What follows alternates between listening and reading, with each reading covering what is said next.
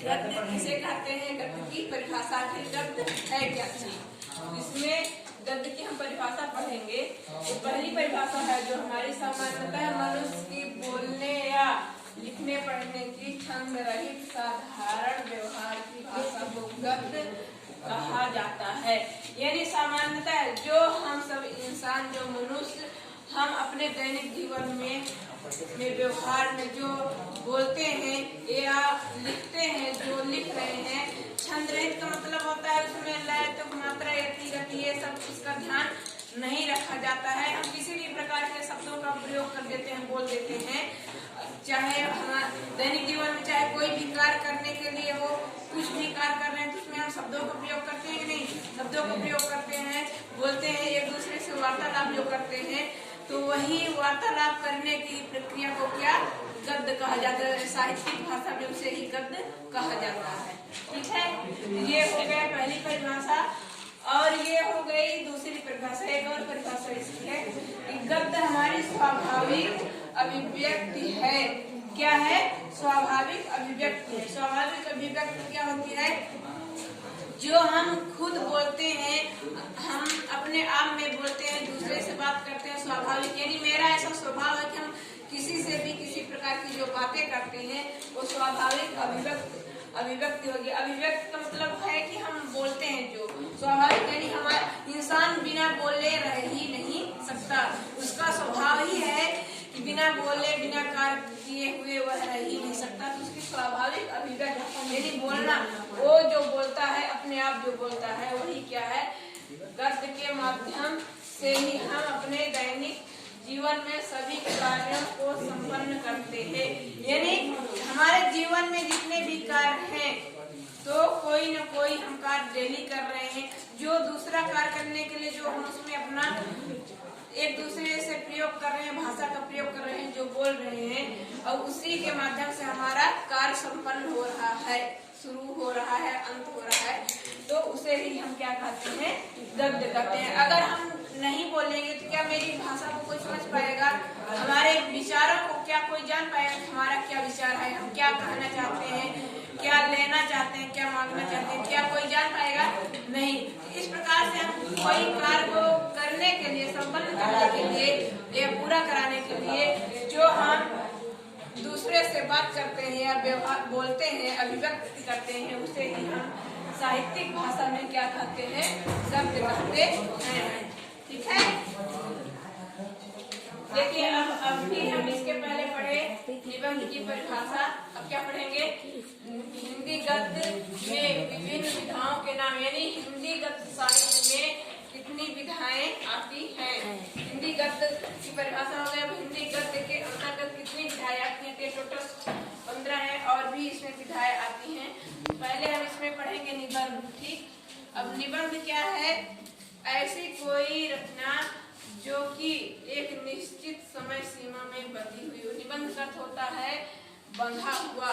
ऐसा कोई रचना जो कि उसका निश्चित समय सीमा, जैसे 200-250 शब्दों में जो रहता है, उसका हम शुरू से लेकर के अंत तक जो सटीक उसका वर्णन करते हैं, किसी चीज का वर्णन करके ऐसा लगता है जैसे हम एक धागा में पिरो दिए हैं, बांध दिए हैं।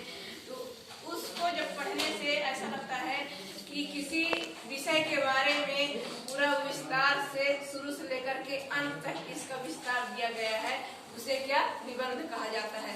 जैसे लकड़ी, मान लो लकड़ी का जो गट्ठा होता है, लकड़ी होती है तो क्या एक अलग अलग होती है ना? तो एक लकड़ी को हम लकड़ी बोलेंगे, लेकिन जब उस सारी लकड़ियों को हम बांध देते हैं, एक जगह बांध देते हैं, क्या बन जाता है? गट्ठा। इसी प्रकार से निबंध यानी ऐसी कोई विषय पर, जिस विषय पर कि हम उसको इधर उधर सब लिखे रहते हैं, लेकिन उसको हम छंदबद्ध कर देते हैं, शुरू से लेकर के अंत तक उसको हम छंदबद्ध तरीके से बांध देते हैं, तो ये क्या कहलाता है? निबंध कहलाता है। फिर इसके बाद दूसरा क्या आता है? नाटक। नाटक क्या होता है? नाटक ये गद्य विधा के अंतर्गत आता है। इसमें नायक नायिका इसमें प्रहसन करते हैं, कोई भी इसमें दृश्य अपना जो होता है प्रहसन करके दिखाते हैं, इसमें अभिनय करके नाटक में दिखाया जाता है। और एकांकी क्या होता है? एकांकी नाटक का ही छोटा रूप होता है। नाटक बड़ा होता है और एकांकी छोटा होता है, छोटी होती है। इसमें नाटक की ही तरह इसमें भी अभिनय किया जाता है, लेकिन इसमें पात्र कम होते हैं, समय भी कम लगता है और ये भी रंगमंच पर प्रदर्शन किया जाता है। उपन्यास क्या होता है? उपन्यास का सभी अर्थ है उप यानी पास, और इस प्रकार से कोई भी विषय के बारे में हम जो उस विषय को अपने पास की वस्तुओं का जब वर्णन करते हैं, उपन्यास यानी समीप की वस्तुओं का वर्णन करते हैं, उसकी घटनाओं को वर्णन करते हैं, उपन्यास होता है, कहलाता है। और कहानी क्या है? जो समय बीत गया है। कहानी हमारे जीवन का बीता हुआ अतीत होता है। जो घटनाएं घटित होकर के बीत गई हैं, उन घटनाओं को जब हम याद करते हैं तो क्या कहानी के रूप में हमें जाना जाता है, हम जानते हैं, कहानी कहलाती है। बीती हुई घटनाओं को याद करना वो कहानी कहलाती है। और जीवनी क्या है? जीवनी किसी महापुरुष पर लिखी जाती है जो कि सत्य घटनाओं पर आधारित होती है। ये भी जीवन की शुरू से लेकर के अंत तक का इसमें वर्णन किया जाता है, लेकिन इसमें किस प्रकार से वर्णन किया जाता है? इसमें सत्य घटनाओं का ही वर्णन किया जाता है, काल्पनिक नहीं किया जाता। और ये महापुरुषों पर ये आधारित होती है, या फिर कोई नायक नायिका जो है रामायण महाभारत के, उन पर ये चलती है, जो कि सत्य घटना का ही इसमें वर्णन किया जाता है। फिर आत्मकथा क्या है? आत्मकथा का मतलब है आत्म यानी अपना, कथा यानी कहानी। खुद अपनी कहानी इसमें लेखक करता है, वर्णन करता है, उसे अपने जीवन का शुरू से लेकर अंत तक या कुछ भी वर्णन किया, अपनी कथा को स्वयं इसमें लेखक लिखता है, उसे आत्मकथा कहते हैं। फिर संस्मरण क्या है? संस्मरण का अर्थ होता है स्मरण भी हम बोल सकते हैं, यानी बीती हुई घटनाओं को जब हम कभी याद करके जो लिखा जाता है। जैसे जो पहले हम कहीं जा रहे थे, जब जो पहले घटना घटित हो चुकी है, और जब हम उस घटना को क्या करते हैं? याद करते हैं, याद करेंगे, और उस घटना को याद करके जब हम लिखते हैं तो वह क्या कहलाता है? संस्मरण कहलाता है। और रेखा चित्र क्या है? रेखा चित्र जो हम रेखाओं के माध्यम से, जैसे कोई ऐसे प्रकार से जैसे ऐसे खींच करके जो रेखा के चित्र से जो हम वर्णन करते हैं, जैसे मान लो कि तालाब हो गया, ठीक, तो तालाब हम ना लिख करके इस प्रकार से ऐसे तालाब का ऐसे नमूना दे दिए, इधर पेड़ पौधे ऐसे ऐसे कर दिए, इधर तो यहाँ ऐसे जलाशय पानी भर गया। ये क्या करता है? रेखा चित्र कहलाता है कि हम किसी घटना को शब्दों में वर्णन न करके हम रेखा के माध्यम से उसका वर्णन कर देते हैं, तो वह रेखा चित्र कहलाता है। यहाँ पे होगा रिपोर्ट ताज, ठीक है?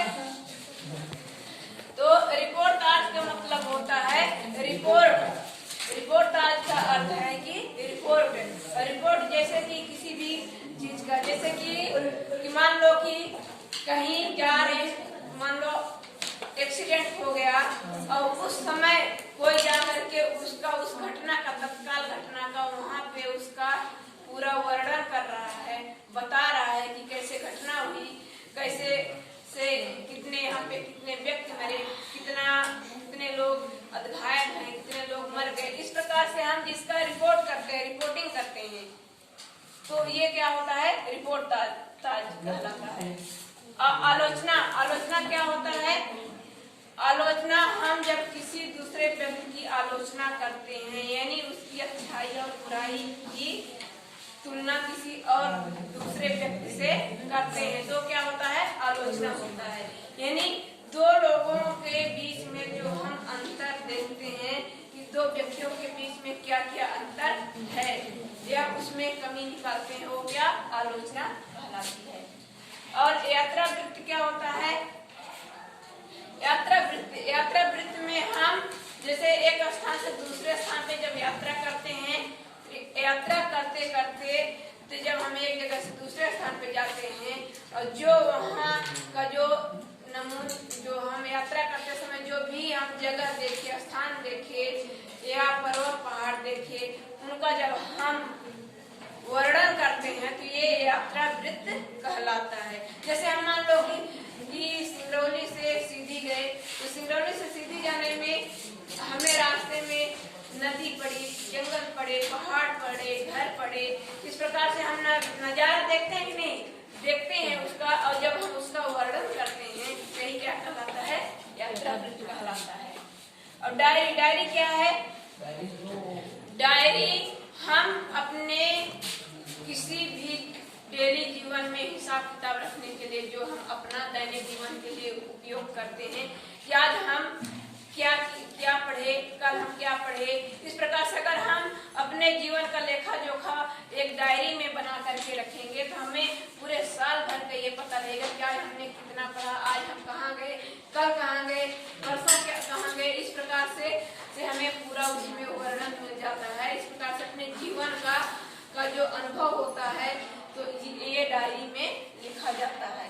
और पत्र तो सबको पता है कि जो हम दो प्रकार के होते हैं, औपचारिक पत्र, अनौपचारिक पत्र।